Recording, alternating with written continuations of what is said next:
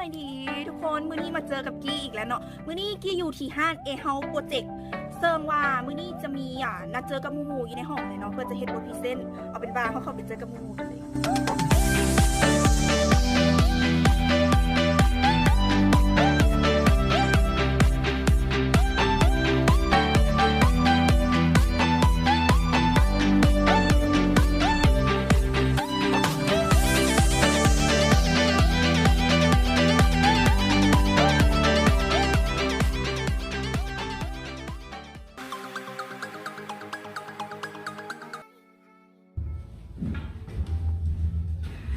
เขากลับมาเห็นซูมหน้าของสมาชิกในกลุ่มของเขาเนาะเดี๋ยวจะแนะนำชื่อของแต่ละคนกันก่อนน้ำเด้อมีจืดเด้อกระต่ายเด้อโดยเนาะแรกหัวข้อที่เขาได้ในมื้อนี้ก็คือความเสี่ยงทางด้านยุทธศาสตร์ของสถาบันการเงินจุลภาคเนาะเดี๋ยวเขาสิให้มีอธิบายให้ฟังว่าการเงินจุลภาคนี่เป็นอย่างเดี๋ยวมีจ้างในฝ่ายฟังเนาะว่าการเงินจุภาคเป็นอย่างการเงินจุภาคเป็นการสนองการบริการทางด้านการเงินในหลายรูปแบบเช่นการให้สินเชื่อการฝากประหยัดในรูปแบบที่เป็นเงินสดแก่ประชาชนผู้ทุกข์ยากครัวเรือนที่มีรายรับต่ำและธุรกิจขนาดน้อยซึ่งความเสี่ยงของสถาบันจะแบ่งออกเป็น4ประเภทก็คือความเสี่ยงด้านสถาบันความเสี่ยงทางด้านการเงินความเสี่ยงด้านการปฏิบัติงานและความเสี่ยงภายนอกซึ่งมื้อนี้เขาจะเจาะลึกเกี่ยวกับยุทธศาสตร์เนาะซึ่งมันนอนอยู่ในความเสี่ยงทางด้านการปฏิบัติงานเดี๋ยวเขาจะให้กระต่ายเป็นคนอธิบายก่อนเฮาสิเข้าความเสี่ยงด้านยุทธศาสตร์เฮาควรรู้ยุทธศาสตร์แม่นหยังยุทธศาสตร์แม่นการดำเนินงานเรียกงานที่คาดคะเนไปสู่ความสำเร็จวัตถุประสงค์ขององค์กรหรือแนวทางในการเปรียบเทียบจุดแข็งขององค์กรหรือสภาพแวดล้อมที่เปลี่ยนแปลงเพื่อหาวิธีที่ดีที่สุดเพื่อตอบสนองความต้องการของผู้บริการหรือยุทธศาสตร์แม่นแผนหลักขององค์กรที่วางไว้และแนวทางที่ให้ในองค์กรบรรลุเป้าหมายขององค์กรความเสี่ยงด้านยุทธศาสตร์แม้นความเสี่ยงที่เกี่ยวข้องกับแผนธุรกิจที่กำหนดยุทธศาสตร์ของธุรกิจในอนาคตที่คงเดิมไว้หรือต้องมีการปรับเปลี่ยนในส่วนใดส่วนหนึ่งโดยทั่วไปการกำหนดยุทธศาสตร์จะควบคุมการริเริ่มในสายธุรกิจใหม่ที่ยังบ่มีไผเคยเห็นมาก่อน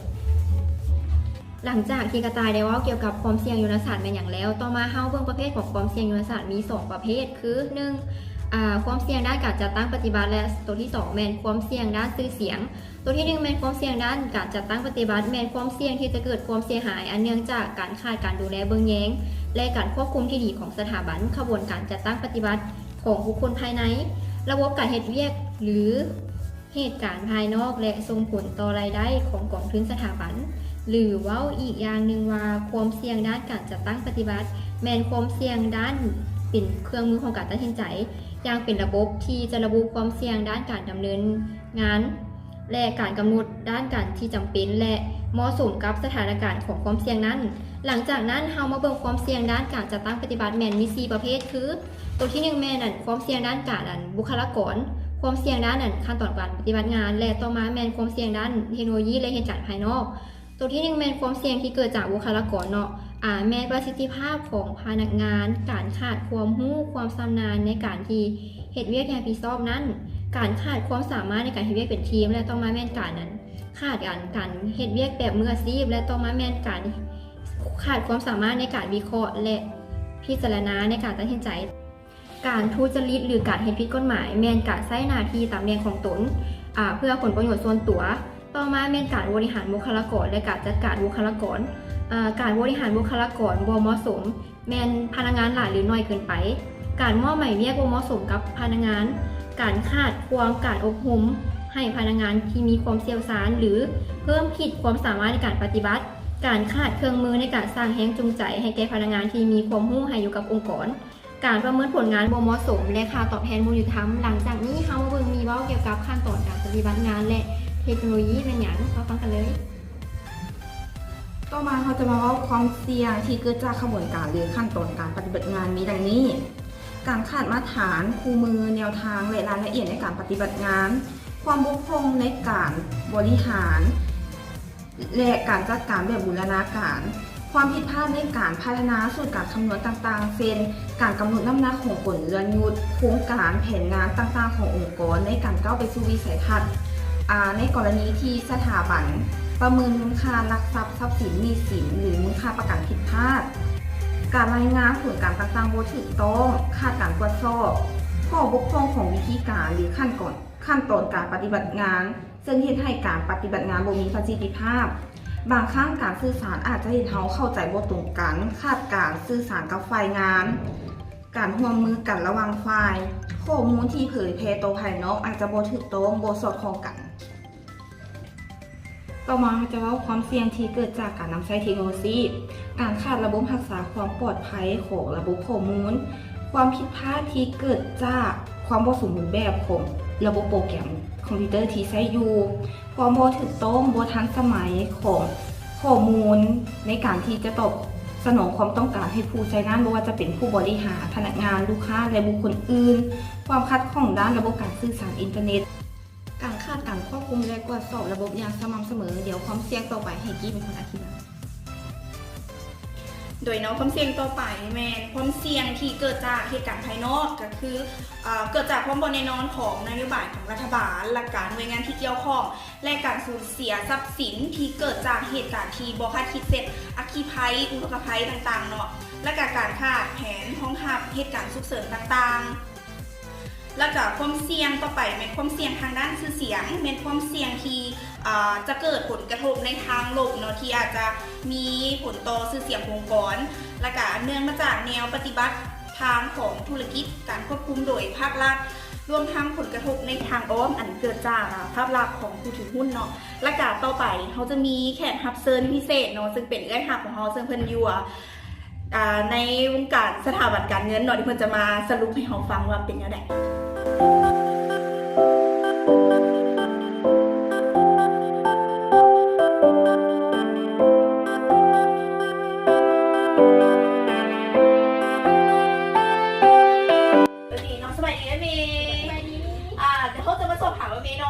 สิ่งที่ว่าเขาได้เว้าไปทางเหมือนนั้นมันคือต้องตามความเป็นจริงบ่สำหรับทีมของน้องว่าน้องความเสี่ยงภาษาทีมของน้องแบบว่าผ่านกันไปนั่นก็แมนมันก็เป็นจุดหนึ่งแต่จะว่าในจุดทีเฮ็ดเรื่องสถาบันเนาะความเสี่ยงยุทธศาสตร์ที่พวกน้องถามมันจะตกอยู่ในความเสี่ยง4ความเสี่ยงพื้นฐานของสถาบันเงินจุลภาคซึ่งจะประกอบมี I F O และ E ซึ่งความเสี่ยงยุทธศาสตร์ของพวกน้องมันจะตกอยู่ที่O ก็คือ Operation Risk ก็คือความเสี่ยงด้านการปฏิบัติงานซึ่งสำหรับความเสี่ยงยุทธศาสตร์นะว่าง่ายๆก็คือมันจะแบ่งในการวางแผนยุทธศาสตร์นะมันจะไปเอาเป็น2ขั้นตอนก็คือมี1มีการ execute ยุทธศาสตร์และ2เป็นการหลังการดำเนินการยุทธศาสตร์เนาะคือจะยกตัวอย่างง่ายๆเนาะคือสถาบันการเงินจุลภาคที่ต้องการจะเพิ่มmarket share ภายอีก 10% ภายในอีก1ปีนะโดยที่สถาบันนะจะต้องมีการวางเป้าหมายต้องมีการสร้างแผนยุทธศาสตร์ว่าเฮานะต้องมีแผนยุทธศาสตร์อย่างแน่เพื่อที่จะไปฮอดเป้าหมายที่เฮากำหนดไว้เนาะโดยที่ว่าเฮาเริ่มต้นก็คือต้องมีการวางแผนยุทธศาสตร์ในการวางแผนยุทธศาสตร์คือสิ่งที่สำคัญก็คือเฮาต้องมีการสร้างหาข้อมูลแต่ว่าข้อมูลที่เฮาสร้างมานะมันจะเป็นข้อมูลที่ดีหรือบ่เป็นข้อมูลที่เพียงพอบ่ข้อมูลที่เฮาได้มาจะเป็นข้อมูลที่มีความผิดเพี้ยนไปมีความคิดที่บ่รอบคอบนั่นแหละจะเฮ็ดให้เฮามีการเลือกยุทธศาสตร์ที่ผิดพลาดไปนั่นก็เป็นความเสี่ยงอย่างนึงและอีกอย่างนึงก็คือแบบแต่ว่าถ้าเฮานั้นเลือกยุทธศาสตร์ที่แบบถูกแล้วมีงานข้อมูลที่เพียงพอแล้วหลังจากที่มีการเลือกสร้างยุทธศาสตร์นั้นและมีการดำเนินไปเนาะมันก็ปัจจัยหลายอย่างที่เราต้องการมันเป็นไปตามที่เราต้องการนะอาจจะมีการเปลี่ยนแปลงไปเพราะว่าสภาพแวดล้อมที่มีการเปลี่ยนแปลงไปนะมันอาจจะส่งผลกระทบต่อกับยุทธศาสตร์ของเราที่ไทยบ่เป็นไปตามเป้าหมายที่เราต้องการได้ซึ่งสภาพแวดล้อมที่มีการเปลี่ยนแปลงไปนะก็จะประกอบมีพวกเศรษฐกิจสังคมบ่วัฒนธรรมหรือการเปลี่ยนแปลงพฤติกรรมของผู้บริโภคนั่นก็เป็นสิ่งสำคัญเพราะว่าเฮ็ดให้เราบ่สามารถดำเนินตามการยุทธศาสตร์ของเราให้ไปถึงตามเป้าหมายที่เราต้องการได้ประมาณนี้น้องมื้อนี้เขากะเข้าใจเรื่องนี้หลายๆเนาะสำหรับการ